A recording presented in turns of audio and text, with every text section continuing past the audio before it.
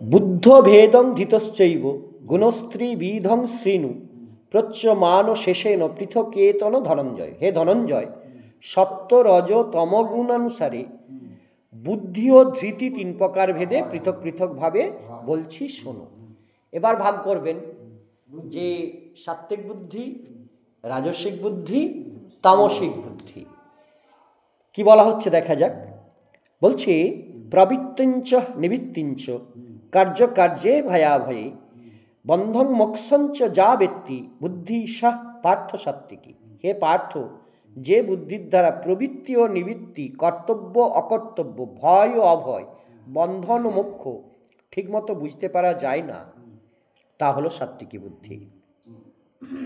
জয়া ধর্ম ধর্মঞ্চ কার্যং চা কার্যমেব চ অযথাবৎ প্রজানাতি বুদ্ধি সাহ পার্থ রাজসী।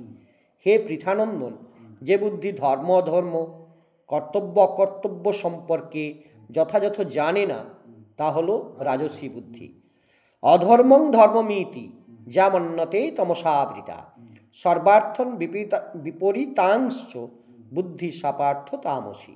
হে পার্থ, যে বুদ্ধি তমগুণে সমাবৃত হয়ে অধর্মকে ধর্ম মনে করে এবং সমস্ত বিষয়কে বিপরীত অর্থ করে, তা হলো তামসী বুদ্ধি। তাহলে বুদ্ধিকেও ভগবান তিন ভাগে ভাগ করে দেখিয়ে দিলেন।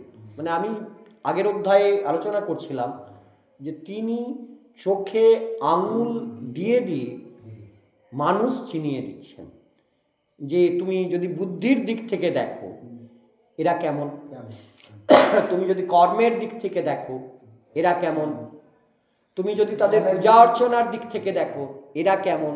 তাই যারা গীতাপাঠ শুনবে এবং গীতাপাঠ করবে, গীতাপাঠ অনুধ্যান করবে, তারা কিন্তু আস্তে আস্তে আস্তে আস্তে ভগবানের দিকে ধাবিত হবে।